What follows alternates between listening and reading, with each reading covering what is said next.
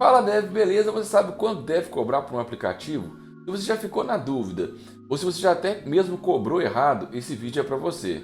Nesse vídeo eu vou mostrar como fazer um levantamento completo de requisitos, como estimar as horas de trabalho, calcular um valor justo e ainda transformar cada projeto numa receita recorrente.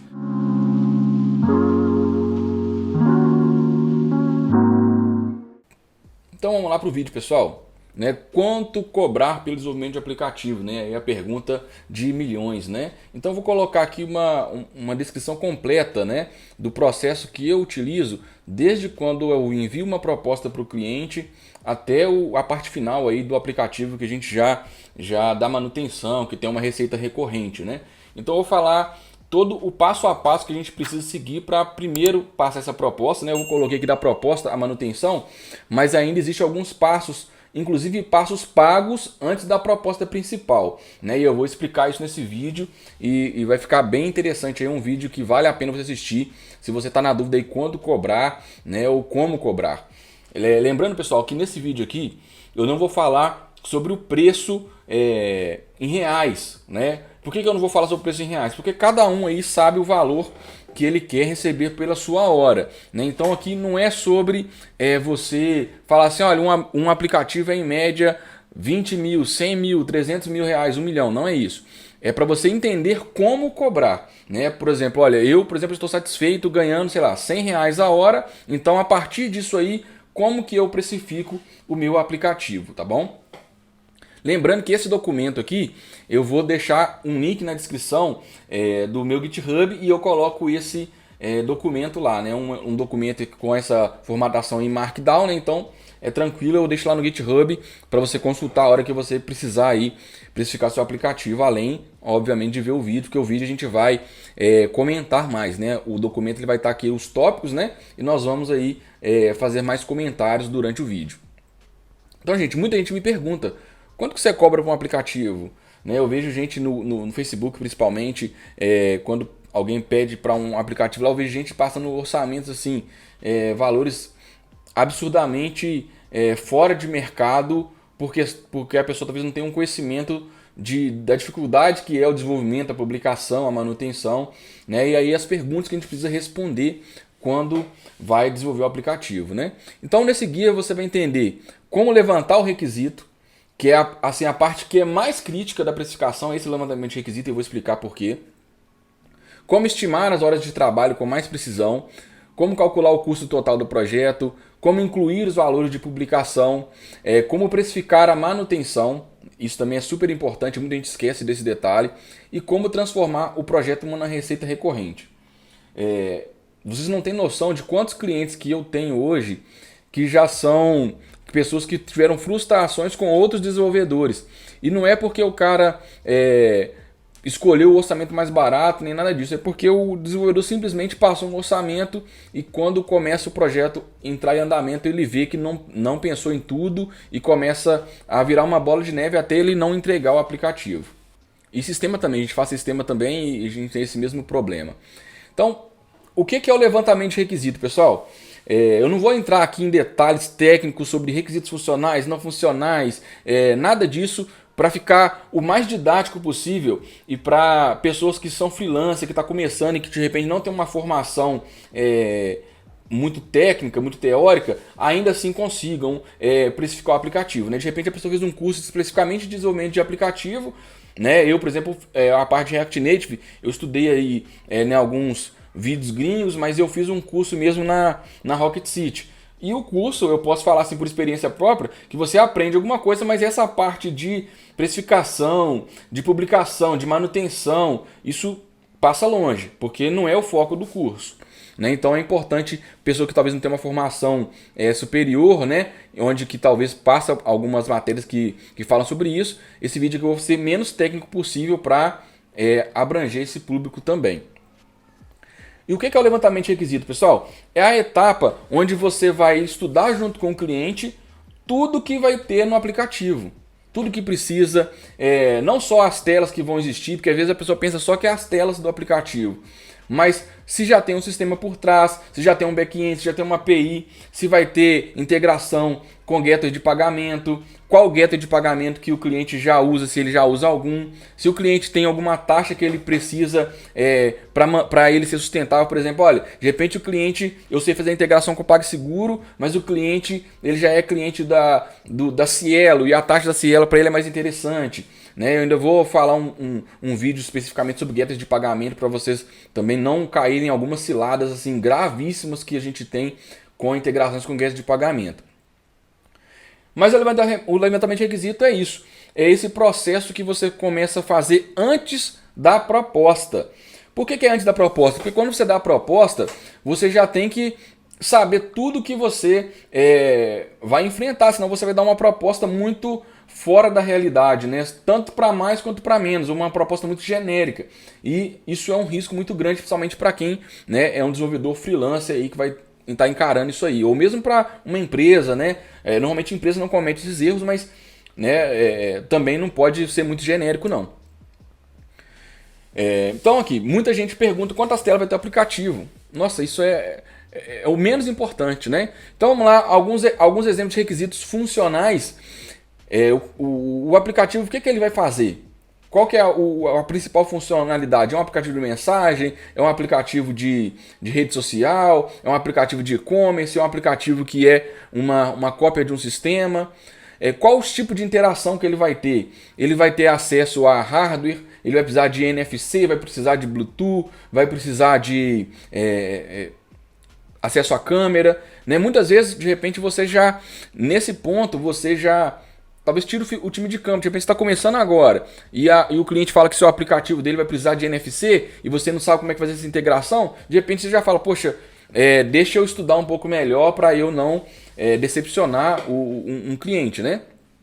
Quais permissões que ele existe também é muito importante e às vezes é negligenciado, porque quando você vai publicar esse aplicativo na loja, essas permissões elas vão ter um impacto. Então esse aplicativo compartilha algumas informações dos usuários.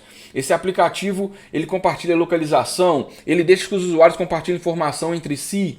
Ele é um browser de pesquisa, né? Então tem muitas coisas que são envolvidas só nessa parte de permissão. Dá para fazer um vídeo inteiro só de permissões, né? De tanto que isso impacta na hora de você publicar um aplicativo. Por exemplo, e no que o aplicativo vai fazer, por exemplo, se o aplicativo, imagina que eu tenho uma empresa, né? E eu quero um aplicativo para o meu funcionário controlar o estoque lá internamente. Né? Eu quero que ele leia QR Codes, dá baixa, tudo pelo aplicativo, uma coisa assim normal de se fazer. Esse aplicativo é um aplicativo que não vai ser publicado na loja oficial da Apple, né?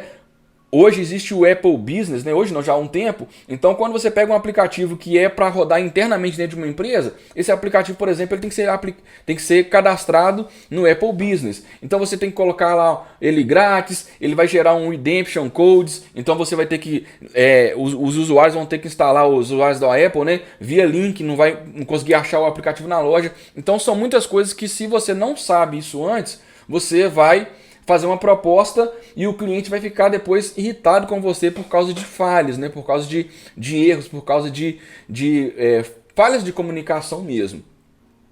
E exemplos de requisitos não funcionais. Qual que é o nível de performance esperado? Né? Por exemplo, eu quero um aplicativo que eu vou ter um bate-papo. Esse bate-papo lá no aplicativo eu preciso de ser uma coisa em tempo real. Eu vou precisar de métricas em tempo real. Eu vou precisar de lá no back-end tá acompanhando, por exemplo, a localização. Né? Por exemplo, eu tenho um aplicativo de entrega. Eu vou estar com um mapa observando os usuários. Então isso exige um nível de performance. E aqui mora um perigo, que é o seguinte. Ainda mais quando a gente vai envolver também a parte de back-end. A precificação de servidores, né, de recursos, ela não é muito proporcional, né? Então, por exemplo, você está com um aplicativo que de repente até 1 milhão de notificações, por exemplo, ele está gratuito. Ele passou 10 mil ali, ele já passa por um valor de $100, $200, dando exemplo, tá? Tô chutando aqui, mas não é proporcional. Então, dependendo da performance, você já tem que preparar o cliente para esses custos. Para vocês terem uma ideia, tem uma empresa para a qual eu presto serviços que elas têm um custo de servidor, né, só na AWS, na faixa de 140 mil, 150 mil reais por mês. Então, se você chega para essa empresa e vai fazer um aplicativo e fala assim, ah não, é uns 10 mil reais, essa empresa ela já vai ficar com o pé atrás e depois você vai ter uma dificuldade de justificar os seus custos com essa empresa, né? Então, entenda bem o seu cliente e entenda bem o aplicativo também que você vai desenvolver. Por exemplo, nessa parte de requisitos técnicos e não técnicos, funcionais, não funcionais, é importante também você conhecer o seu cliente, né? Às vezes você está oferecendo um aplicativo para um cliente que não tem uma condição bacana, é uma lojinha de cidade, né? E ela não vai conseguir ter um sucesso ali e de repente um site seria melhor, de repente até um aplicativo, né, aquele mobile, aquela web mais mobile, que você só importa o ícone e vai funcionar para ele. Então é muita coisa que você tem que pensar antes de fazer a proposta. Haverá, por exemplo, suporte offline, você vai ter banco de dados offline, você vai ter que ter o sincronismo, né? Então, por exemplo, eu tenho um aplicativo que a pessoa faz vistoria em imóveis. Ela tá lá tirando foto, tá falando, olha, isso aqui, essa parte aqui do cômodo não está ok, tá descrevendo aquilo ali. Se ela tá num lugar que não tem internet, o aplicativo não pode parar de funcionar essa parte, né? Ela tá lá num sítio fazendo uma vistoria, precisa de um suporte offline. E o suporte offline não é só você ter o banco de dados ali offline, né? Eu vou explicar um pouquinho também de tantas coisas que envolvem essa parte do banco offline, mas, por exemplo, uma hora eu vou ter que sincronizar esses dados. Como que é feita essa sincronização? O usuário vai apertar um botão lá de finalizar e aí enviar, e esse finalizar só funciona quando tiver internet? Ou essa sincronização vai estar acontecendo em segundo plano? Quando tiver conexão, ele envia os dados? Então tem muita coisinha envolvida também nessa parte do offline, né, que é importante a gente saber antes de fazer a proposta. Ele requer autenticação. Por exemplo, você vai ter ali um login social, vai ter e-mail e senha. Isso tudo também faz diferença na hora de você publicar na loja, tá? Então, por exemplo, se você tem um aplicativo que ele não tem quase nenhuma funcionalidade, por exemplo, imagine que eu estou fazendo um aplicativo para o comércio local e ele é uma vitrine de produtos das lojas do comércio da cidade. E eu coloco um login ali, na Apple eles vão falar assim, mas para que precisa de login para eu ver as funcionalidades desse aplicativo? Para que eu preciso do login? Aí você tem que fazer, por exemplo, uma parte de login. Olha, aqui eu tenho um perfil, que eu posso ter minhas preferências. E mesmo assim você vai ter que liberar, por exemplo, o usuário usar aquela parte de visualizar o catálogo sem login. Então, são coisas que quem está começando não vai saber disso, né? O back-end já existe ou precisa ser desenvolvido? Hoje, mesmo quem está começando a desenvolver, ele entende isso, que existe o aplicativo, né? E que de repente existe um back-end ali onde vai estar sendo processadas as informações, né? Isso para nós é claro. Para o cliente isso não é claro, não é óbvio. O cara tem uma loja, por exemplo, vou dar um exemplo aqui, uma barbearia. O cara tem uma barbearia, hoje já existe muitos aplicativos para barbearia, né?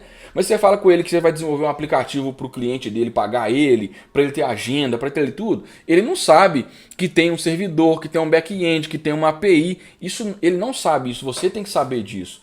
Então, tem alguns casos que você vai trabalhar para algumas empresas que ela já tem um sistema e ela não tem uma API. Tem uns casos que ela vai ter o sistema e já tem uma API. Tem casos que ela não tem um sistema, que não tem um back-end. Então, tudo isso você tem que entender antes de fazer a proposta. Né, que eu já falei se vai ter integração com pagamentos, com sistemas legados e por aí vai. Eu tenho um estudo de caso aqui, mas eu vou voltar nele aqui daqui a pouquinho. Mas só para vocês verem aqui, olha. Levantamento mais documentação. Na estimativa de custo, essa parte aqui, olha, é como se fosse uma proposta separada, né? Como que eu trabalho hoje? Se uma empresa chega para mim e fala, olha, estou precisando de um aplicativo, ela vai falar isso. Para eu fazer esse levantamento de requisito, para eu entender quais setores da empresa que vão estar envolvidos, aí eu vou lá no setor do estoque, por exemplo, e vejo como que o cara faz hoje no papel, e aí como que eu vou transformar isso em aplicativo. Eu vou lá no setor financeiro, vou ver como que são as planilhas, e vejo como que eu vou transformar isso no aplicativo ou sistema. Só que isso, pessoal, isso é antes da proposta principal. Então, como que, por exemplo, eu vou gastar ali talvez um dia, 2 dias, para fazer esse estudo e não vou cobrar? Não tem como. Então, normalmente, quando uma empresa ela vai fazer, chega para mim e pede um aplicativo, a gente vai ter uma conversa, provavelmente até online mesmo, né? E aí a gente vai combinar esse levantamento de requisitos. Como que funciona no meu caso? Eu cobro X reais por hora, né? Então vamos supor que eu vou cobrar 100 reais a hora. Se eu for lá e ficar 10 horas, vou cobrar R$ 1.000. Se eu for lá ficar 2 dias de 10 horas, vou cobrar R$ 2.000. Mas no final, o que eu vou entregar para a empresa a partir desse levantamento de requisito? Eu vou entregar uma documentação de tudo que precisa para desenvolver aquele sistema, aquele aplicativo. E por que isso é importante e por que a empresa não assusta quando a gente cobra para fazer isso? Porque a empresa depois, quando eu mandar a proposta para ela pode pegar o meu levantamento de requisito e procurar um outro profissional, outra empresa, e falar assim, olha, essa parte do levantamento eu já tenho toda pronta aqui, não precisa mais de fazer. Então, isso agrega um valor, né? Então você não simplesmente fala assim, olha, eu vou lá, vou ir nos setores da empresa, vou entender tudo, e aí eu vou cobrar da empresa, por exemplo, R$ 2.000, porque eu fiz o levantamento de requisito, e aí eu vou mandar a proposta da empresa. Ou eu não cobro o levantamento de requisito e mando a proposta, de repente a empresa não fecha, e você perdeu ali 2 dias de serviço, não tem lógica. Então olha a importância de você entender como é que cobra um aplicativo. A gente nem começou a falar da proposta. Olha, nós já falamos aí de talvez R$ 2.000 antes de mandar a proposta. Tem gente que está cobrando R$ 3.000 para desenvolver um aplicativo, né? Então tá errado, né? A pessoa talvez ela não entende aí todo o sistema, mesmo que seja o aplicativo mais simples possível, porque essa pessoa ela não vai conseguir escalonar, ela não vai conseguir depois cobrar uma mensalidade, não vai conseguir monetizar nisso aí, né? Então isso aqui é para você entender que não é tão simples assim. Nós nem começamos a falar da proposta e de todos os custos que envolvem um aplicativo, mas olha para você ver, esse levantamento de requisito, se você faz isso e entrega um documento para uma empresa, a chance dela fechar com você é muito grande, porque ela vai receber outras propostas aleatórias, né? Então imagina que a empresa foi procurar no mercado pessoas para desenvolver o aplicativo, uma empresa séria, tá? Então ela foi ali, achou um desenvolvedor que falou assim, não, me fala mais ou menos o que você quer. Vou cobrar de você 20 mil. O outro, eu vou cobrar 15. Aí eu chego, por exemplo, e converso com a empresa, vou nos setores, faço cópia das planilhas que eles usam, tiro foto de cada papel que eles usam para anotar as coisas, e vou lá e entrego para ele um documento e falo assim, esse documento aqui vai te custar R$ 2.000 esse documento. Ela pega aquele documento e vê, e depois eu chego com uma proposta de R$ 50.000, ela vai ficar com medo de fechar com o de 15, com o de 20. Se for uma empresa séria, ela não vai importar de pagar 30, 40 mil a mais para um cara que entregou essa documentação antes de mandar a proposta. Então vamos lá, para ficar bem didático, eu coloquei aqui um estudo fictício, tá? Uma loja, um app para uma loja de produtos naturais. E aqui vai ser uma coisa simples, vai ser uma loja única, não vamos colocar filiais, não vamos complicar muito o sistema não, tá? Então vamos lá. Um brief inicial. O que é o brief inicial, pessoal? É o que a loja vai te passar. É o que o cliente vai te passar. Eu quero um catálogo de produtos, um carrinho de compras, vai ser pagamento online, eu vou ter notificação, né, para pagamento aceito, lembrar que tem produto no carrinho, login com e-mail e rede social, painel administrativo do lado da empresa, né? Isso aí a empresa talvez nem sabe, mas a gente orienta, né? Então se eu tenho um catálogo de produto no aplicativo, eu tenho que ter um lugar onde vou cadastrar aqueles produtos, né? Então um painel administrativo para cadastrar o produto e relatório de vendas. Vamos lá. Eu vou fazer aqui fora da parte do aplicativo um exercício básico só para vocês entenderem. Um item desse aqui, painel administrativo para cadastro de produto. Se o desenvolvedor ele não tem uma noção, o que ele vai falar assim? Uma tela de um curude de produtos, isso aqui eu faço com um dia, né? Ou pego algum pronto. Mas olha para você ver o tanto de coisas que envolvem para isso aqui. Então eu tenho que ter já vamos colocar aí um servidor, né, com o banco de dados, obviamente. Dentro desse painel administrativo, se a pessoa já vai desenvolver mesmo, vamos supor, vai ser PHP, Node, não vamos nem preocupar com linguagem não. Eu vou ter uma tela de login. Esse login já vai comunicar com o banco de dados, vai ser login, nesse caso não é login social, né, de painel administrativo. Então se eu vou ter um login de usuários, o que eu vou precisar? Cadastro de usuários. Se eu vou ter um cadastro de usuários, se eu vou ter mais de um usuário de mais de um setor na loja, o que eu vou precisar? Permissões. Se eu vou ter produtos, o que eu vou precisar de ter? Categorias, fotos, descrição. Gente, isso aqui vira um negócio gigante, uma linha dessa aqui, né? Sem entrar em muitos detalhes, tá, pessoal? Eu vou colocar aqui, quando eu for fazer no aplicativo, eu vou detalhar mais para vocês verem o tanto que uma tela de login significa. Às vezes você fala, não, uma tela de login é um formulário com o campo de e-mail e senha e acabou. E não, isso é gigante, tá? Porque às vezes a gente pega no curso, pessoal, e no curso de programação, né, num curso quando você está no aplicativo, vai ser assim. O cara vai fazer rapidão ali uma tela de login e vai ter uma conexão ali com Firebase rapidinho. E na prática, na vida real, não vai ser assim, tá? Então vamos lá. Tela de login. Eu não vou talvez passar tudo, porque eu vou deixar aqui esse documento lá no GitHub, mas para vocês terem uma ideia. Então eu vou ter uma interface visual. Então, dentro dessa interface visual, vamos as perguntas. A empresa já tem uma logo? Se ela já tem uma logo, ela já tem ícone, porque precisa de ícone para o aplicativo.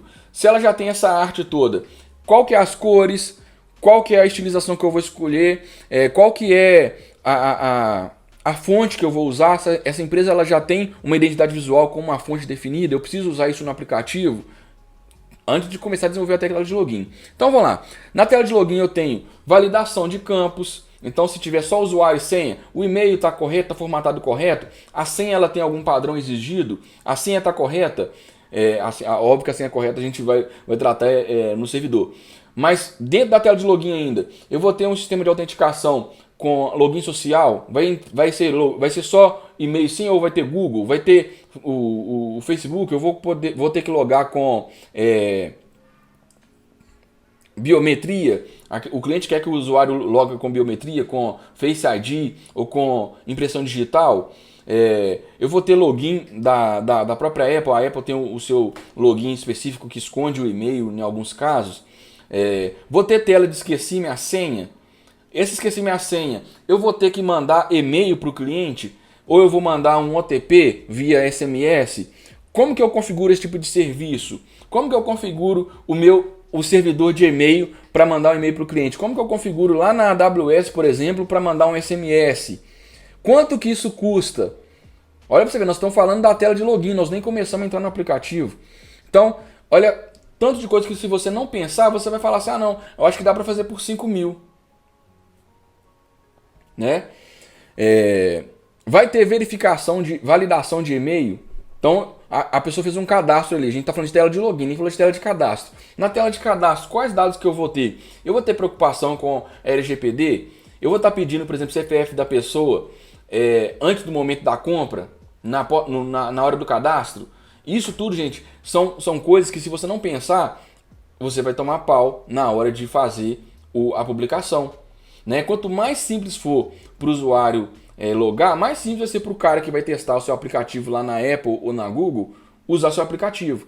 Então, por exemplo, imagina que você vai fazer o cadastro. Como é uma loja, ele vai ter que comprar, ele vai ter que passar o cartão, então eu vou colocar lá o CPF como obrigatório. Eu vou colocar lá os dados de cartão de crédito. Cara, não faça isso, porque o cliente ele vai primeiro fazer só um login simples. Depois, quando ele clicar em comprar, na hora da compra que você for pedir o dado do cartão, você pede a primeira vez e salva aquele dado se o cliente permitir. Você pede o CPF naquela hora. Porque aí o cara que vai testar na Apple, ele vai ter um login simples, você já passa lá um login de demonstração e vai conseguir usar o aplicativo todo. Esse pessoal da Apple, por exemplo, eles não vão fazer compra no seu aplicativo. Eles não testam normalmente a compra, mas todo o resto eles vão testar.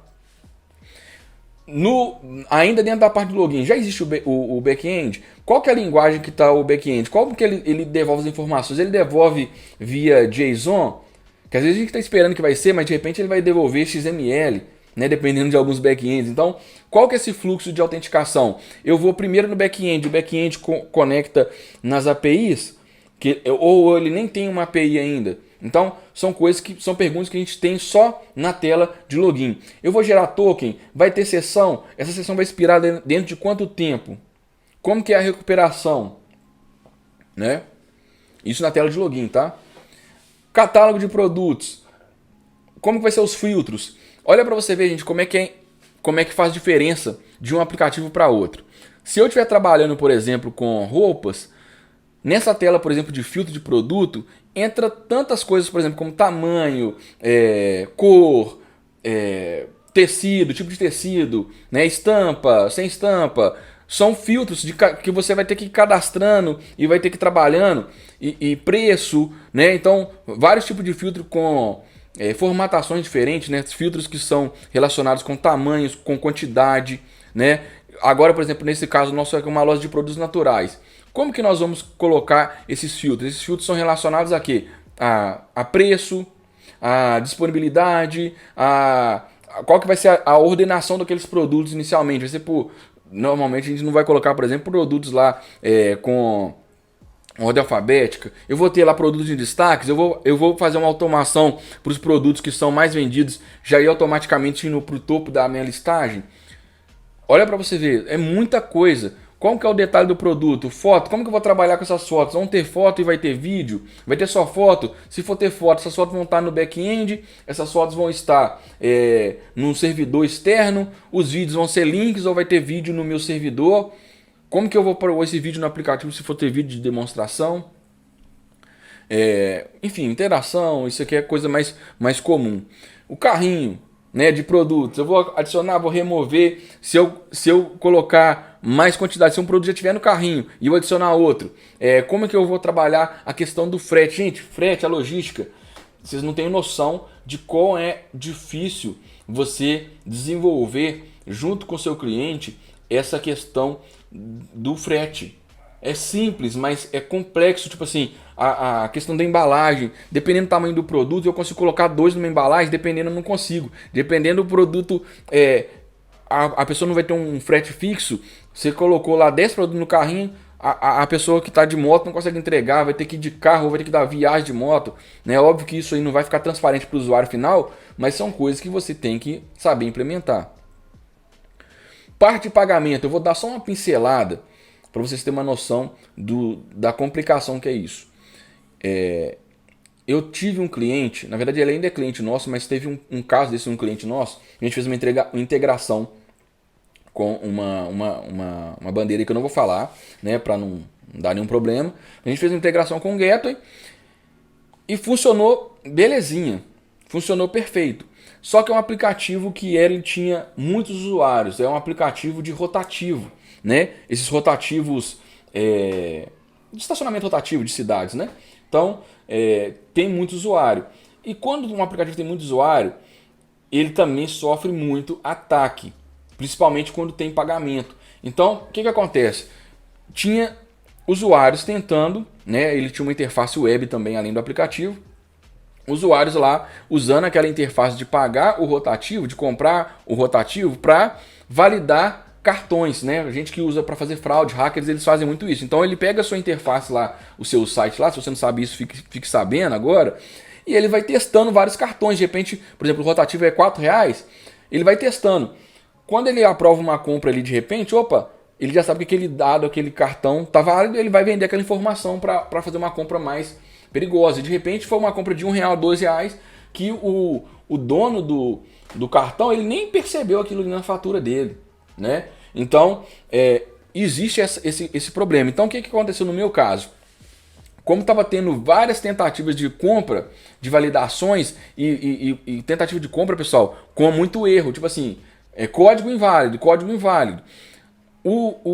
Essa operadora, ela simplesmente não deu um aviso, né? Não fez não falou nada, simplesmente cancelou a conta. E ela proibiu aquele CNPJ do meu cliente de usar. Então a gente teve que refazer uma integração. Nesse meio tempo a gente teve que achar um CNPJ alternativo que ainda bem essa empresa ainda tinha para funcionar enquanto trocava de operador e enquanto a gente resolvia também essas questões de ataque, tá? Então, por mais que você tenha ali uma validação, um serviço ok ali, e que a gente tinha também, né, esses captchas e tudo para não ter tantas compras, mas como tem várias compras com falhas de erro, tipo assim, olha, senha inválida ou o código de verificação inválido, quando tem várias compras, essa operadora simplesmente pôs numa blacklist o CNPJ do meu cliente. Então, essa parte de pagamentos, se você não sabe ou nunca mexeu, estuda muito antes de você fazer uma proposta, né? Existe várias coisas para o Mercado Pago, Pagar.me, o Stripe, Cielo, PagSeguro, vários. Mas você tem que saber o que você está fazendo, né? Principalmente assim, não vou nem falar de você deixar dados sensíveis expostos ou você cometer erros de deixar a chave de API exposta, porque isso aí a gente já quer acreditar que quem está desenvolvendo uma coisa séria não vai cair nesses erros. Mas mesmo assim ainda tem outros erros que são complexos. Push notificação. Você vai ter notificação push no seu aplicativo, o back-end vai enviar essa notificação, vai ter notificações internas no próprio aplicativo. Então, coisas também que precisam saber se vai ter integração com Signal, com Firebase. Não são integrações simples de se fazer, né? Não é nada assim de outro mundo, não, mas não é uma coisa que você vai simplesmente, fiz rapidão aqui. Você tem que criar contas, você tem que ter certificados, né? Não é tão simples assim não, tá? Mas, assim, por exemplo, quem já sabe fazer, vai fazer. Isso normalmente é o serviço diário da pessoa. Mas não é uma coisa simples para quem está começando, não. Dentro dessa parte aqui ainda, como eu falei de notificação, deixa eu ver se tem. Aqui não tem. É a parte, por exemplo, da loja, onde vai ser publicado. Deixa eu ver se está aqui mais para baixo. Está aqui. Eu vou falar um pouquinho, mas aqui é só custos mesmo de taxa. Não está falando o que eu queria falar nessa parte aqui, voltado muito para notificação, que tem a parte de certificado e tal. Se o cliente ele está começando agora a ter o aplicativo, ele não tem uma loja dentro da loja de aplicativo, né? Uma conta dentro da loja de aplicativo. Tem alguns clientes que falam assim, não, pode publicar na sua própria conta. Isso é tranquilo. Mas tem outros clientes que falam assim, não, eu quero que quando aparecer meu aplicativo lá, por exemplo, esse aqui é uma loja, nesse exemplo aqui, uma loja de produtos naturais. Então vai ter o nome da loja lá, por exemplo, App Verde, né? Ou Coma Saudável. E aí embaixo vai estar lá, por exemplo, desenvolvido por, aí vai estar o nome da empresa que desenvolveu, ou o nome da pessoa que tem a loja lá, por exemplo. No meu caso vai estar lá, desenvolvido por Luiz Reis, por exemplo, ou desenvolvido por ID Virtua, né?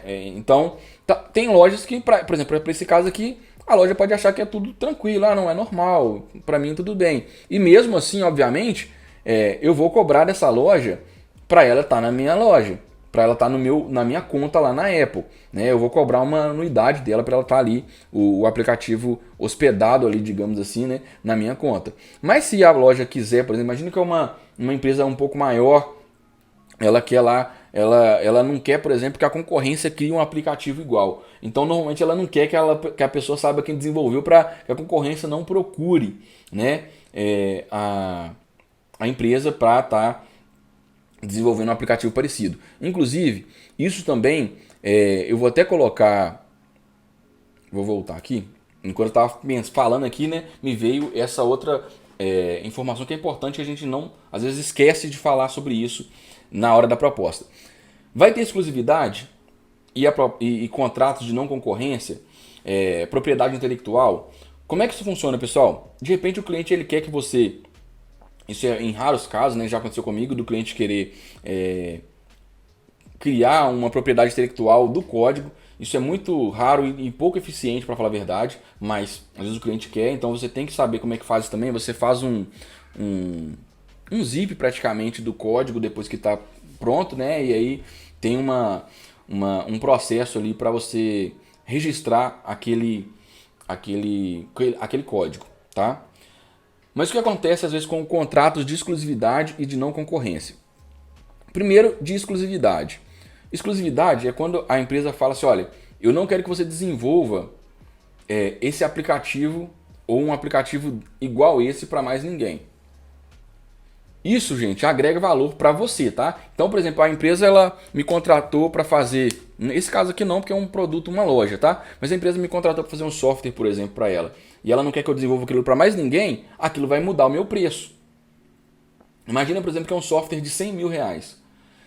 E depois que eu fiz aquele software, um outro cliente que me procurar para mim eu vou cobrar os mesmos 100 mil reais e para mim vai ficar muito mais barato, porque eu já vou ter uma expertise daquele software, eu vou pular muitas etapas ali, então para mim é vantajoso. Então quando um cliente fala assim, olha, eu não quero que você desenvolva isso aqui para mais ninguém, isso vai agregar valor. Então você fala assim, não, então é 100 mil com contrato de exclusividade, sem contrato de exclusividade, mas com contrato de exclusividade e não concorrência, vai para 1 milhão.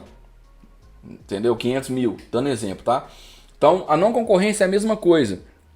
E isso, pessoal, é uma coisa muito séria, né? Então, você coloca prazo nisso aqui. Por exemplo, olha, depois que você terminar o nosso serviço, de a gente não tiver mais nenhum contrato ativo, você ainda tem que respeitar a não concorrência durante 5 anos. Isso tudo vai no contrato, tá, pessoal? Então, por exemplo, dando exemplo da uma empresa que eu trabalho no software imobiliário. Ela pode chegar para mim e falar assim, olha, depois que a gente terminar nosso contrato, eu não quero que você desenvolva software para imobiliária para daqui pelo menos 5 anos, tá? Então, e não concorrência é um pouquinho diferente de exclusividade, é quase a mesma coisa, mas é uma forma de eu falar que eu também não vou fazer para mim alguma coisa que eu vou competir com aquela empresa, tá? Então, de repente não é nenhuma coisa tão igual, não é o mesmo aplicativo, mas é alguma ferramenta, alguma funcionalidade, algum serviço que vai concorrer com aquilo ali que vai roubar clientes. E na questão da propriedade intelectual também, pessoal, é interessante você colocar isso também antes da proposta, antes do contrato, e colocar isso nos contratos, né? Porque quando o cliente ele vai, é uma empresa que vai te pedir um aplicativo, é mais tranquilo. Mas muitas das vezes é um empreendedor que tem uma ideia e ele quer transformar aquilo ali num aplicativo. Ele já tem a ideia de como que vai ser e ele quer compartilhar aquilo ali, mas ele fica com os dois pés atrás quando você vai mandar uma proposta se você não coloca esse tipo de coisa. Então você normalmente assina um termo, né, assegurando que tudo que ele compartilhar com você da propriedade intelectual dele, a ideia dele, você não vai simplesmente sair dali e roubar aquela ideia dele e vai fazer por você mesmo, né? Então esses tipos de documentos, eles são importantes você conhecer, né, esse documento de propriedade intelectual, de exclusividade, não concorrência, para você passar credibilidade também. Imagina o cara chega para mim, poxa, eu tenho uma ideia de um aplicativo, mas aí ele vai, poxa, às vezes ele não tira do papel, ele trava, ele tenta estudar por ele mesmo alguma coisa, uma forma de desenvolver, ou vai para um no-code e pega e frustra a sua ideia e não desenvolve. Por quê? Porque ele tem medo de compartilhar com alguém que sabe desenvolver e a pessoa simplesmente rouba dele aquela ideia. Né? Nesses casos, existem vários caminhos, né? Existem esses contratos de não concorrência e tudo, mas um caminho interessante também, se você vê potencial na ideia, é você também, não vou entrar nesse assunto nesse vídeo, mas é também propor uma espécie de sociedade, que a gente explica também como é que funciona uma sociedade quando você entra com o desenvolvimento, tá? Você vai sendo pago de acordo com as entregas, né? Você vai ganhando, vamos supor que o cara te oferecer 10% da empresa, né? E a cada vez que você vai entregando as funcionalidades do aplicativo, você vai saindo. Por exemplo, entregou isso aqui é 1%, entregou isso aqui é 2%, até você entregar tudo e ter o seu percentual ali na empresa. Mas não entra nessa aí para uma aventura, né? Só entra nisso aí se você vê empresários sérios que têm recursos, né? E vão realmente, entre aspas, garantir que você vai receber no final das contas. Não vou falar aqui tanto do painel de mim, já falei um pouquinho em cima, mas só para vocês entenderem que a gente tem que pensar que isso é separado do aplicativo, e se o cliente não tem e ele não sabe disso, né, ele precisa saber que precisa. Aqui também, gente, é uma estimativa bem pobre, só para vocês entenderem como que é a estrutura, né? Então, tipo assim, olha, levantamento, mais documentação, 10 horas, então se você quer ganhar R$100 a hora, você vai cobrar R$1.000 dessa parte. Se o design, né, você cobrou 20 horas, isso aqui também é uma coisa que eu já falei no outro aplicativo, que tem casos de aplicativos muito grandes que o cliente já deixa o design pronto. Isso pode ser bom ou pode ser ruim. Se você é um cara que é bom na hora de desenvolver uma interface, se você já tem o visual dela pronta, você só vai transformar e traduzir aquilo em código. Vai ser um ganho para você. Então, X horas, então o total deu 135 horas. Por exemplo, se eu estivesse cobrando R$100 a hora, esse aplicativo aqui eu poderia cobrar nessa parte aqui 13.500. Mas aqui foi bem, igual eu te falei, bem pobrinho mesmo, tá? Hoje a nossa empresa não desenvolve nenhum aplicativo que fica num valor assim tão baixo não. Tá bom? Nesse caso aqui, por exemplo, ele colocou um exemplo de R$ 150 a hora e ficando aí em R$ 20.000 a proposta. Questão da publicação, vamos lá. Hoje, isso também é uma coisa que se você nunca fez, entenda que não é simples assim. Olha, eu vou na Google Play, eu vou lá criar uma conta e vou pagar os $25, vou repassar para o cliente e vou publicar o aplicativo. Não, não é isso. Nem na Apple Store também não é isso. Então você faz um cadastro lá, você vai pagar por esse cadastro, né? Por exemplo, na Apple eu pago $99 por ano. Tinha duas taxas antes para a empresa. Esse valor era mais caro, né? Tinha uma outra taxa de $299 por ano. Mas hoje é unificado nesse $99 por ano. Hoje, né? Até deixei bem claro que pode ajustar, pode variar. Quando você vai cadastrar uma empresa, né, se ela quiser, por exemplo, que não seja na sua loja, que ela quiser cadastrar a empresa, ou quando você for criar sua própria conta lá na Apple Store e no Play Store, você tem que comprovar algumas informações, né? Ainda mais se você for colocar como uma empresa, né, para não ficar como desenvolvedor lá, ficar tipo, imagina, eu vou fazer um aplicativo, uma empresa grande, vai ficar desenvolvido por Luiz Reis, não vai ficar o nome de uma empresa lá embaixo, né? Então fica pouco profissional. Então, você precisa de uma espécie de CNPJ mundial, que a gente chama de DANS. Esse DANS Number é um número que você não é simples de conseguir, você vai ter que comprovar CNPJ, endereço físico às vezes, né? Então, essa entidade que faz a certificação, ela manda uma carta para você com um código no endereço que você forneceu, então você tem que ter aquele código ali para validar que você tem aquele endereço. Você vai ter que, por exemplo, atender uma ligação no telefone que você cadastrar lá, e normalmente, né, corre o risco de você receber ligações em inglês, né? Então é outra coisa também que, tipo assim, se você não tem noção disso, você pode ter muita surpresa na hora da publicação.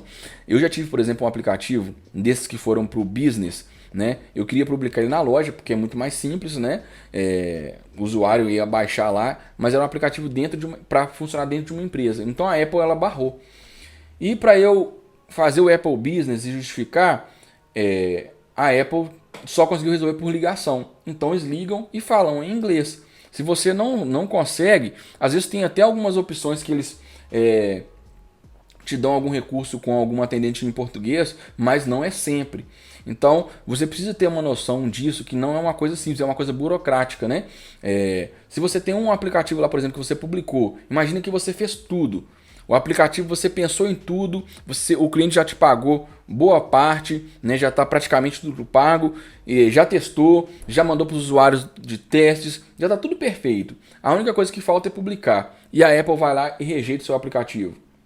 Como que você fala para o cliente que o aplicativo foi rejeitado? Né? Às vezes é uma rejeição simples, você esqueceu alguma informação, alguma coisa assim, mas às vezes a Apple fala assim, esse aplicativo aqui está ferindo uma política e está rejeitado.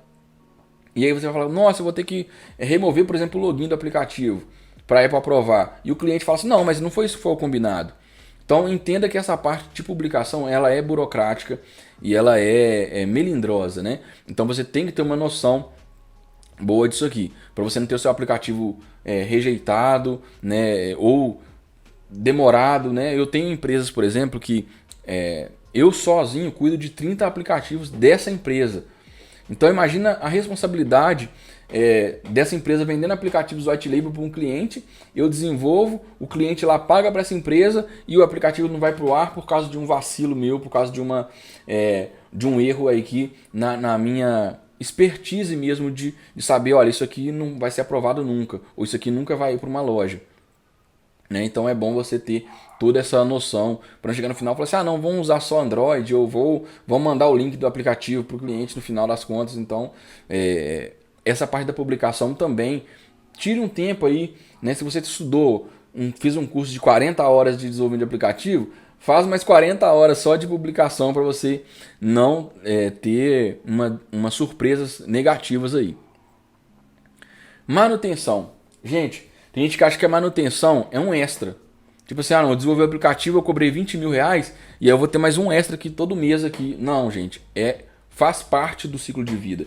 E por que é importante você entender que não é um extra? Porque você nunca vai fechar um contrato com nenhum cliente sem manutenção. Não façam isso, né? Por quê? Primeiro que você vai ter atualizações. Assista um vídeo que eu fiz sobre a React Native 7 anos depois, de um aplicativo que eu já trabalhei há mais de 7 anos nele. Para vocês entenderem o tanto de coisa que pode estar envolvido se você não tiver uma manutenção. De repente você coloca lá uma garantia de código, né, no contrato de 3 anos. Nesses 3 anos, o aplicativo dá um problema lá de atualização, você vai ter que atualizar, e aquela atualização ela vai virar uma bola de neve com bibliotecas que não estão mais com compatibilidade com as versões mais novas do SDK, e você vai gastar horas e horas e horas e não vai ver dinheiro nisso aí. Então, manutenção, ela faz parte do aplicativo. Se o cliente seu não entende que ele tem que pagar uma mensalidade, então ele não entende, por exemplo, que precisa de um back-end, que precisa de servidor, que precisa de banco de dados. Então você precisa de educar seu cliente nesse sentido, né? E ele precisa entender que existe esse custo.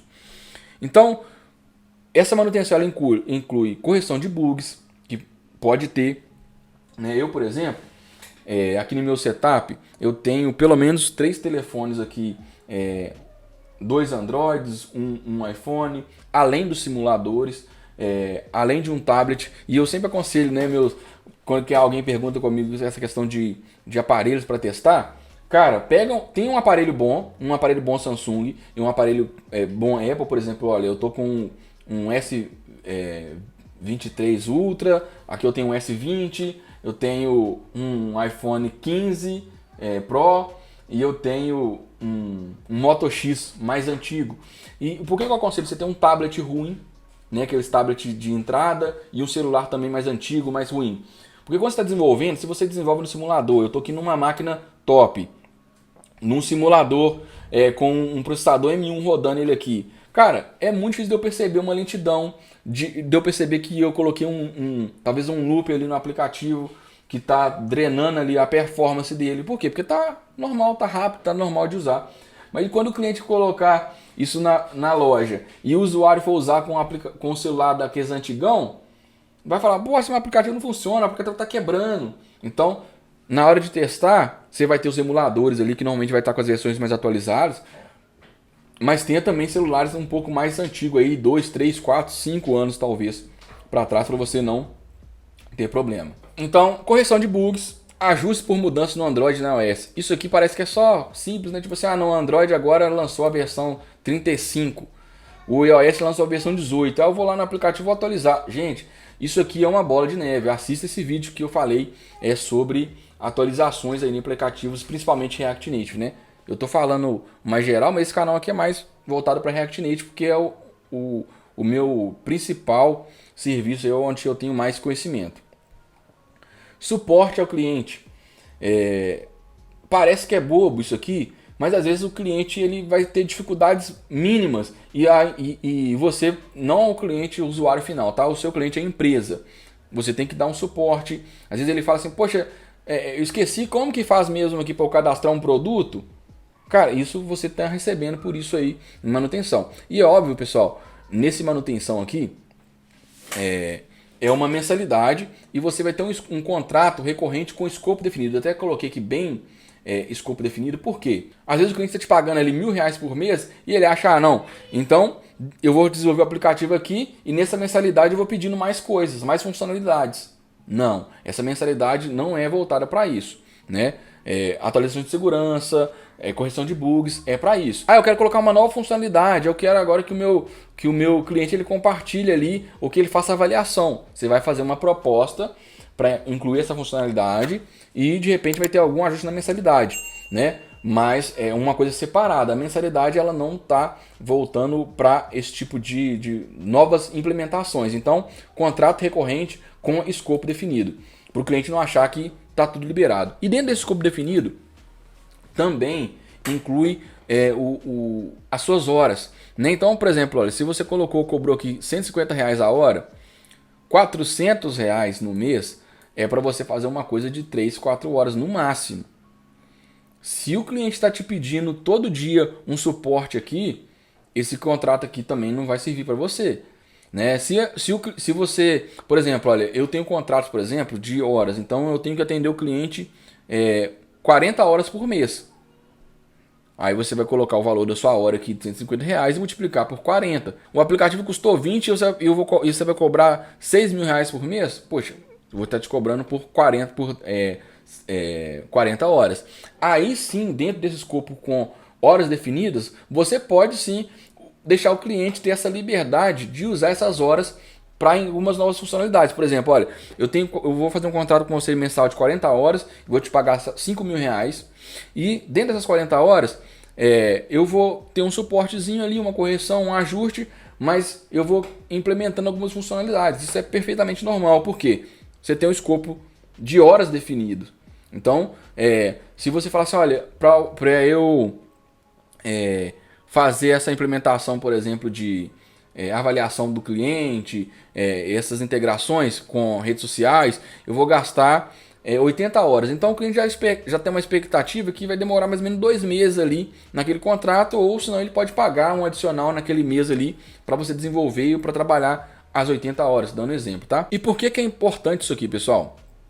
A recorrência, ela vai te dar uma tranquilidade, né? Para você não ficar dependendo sempre de estar com novos projetos.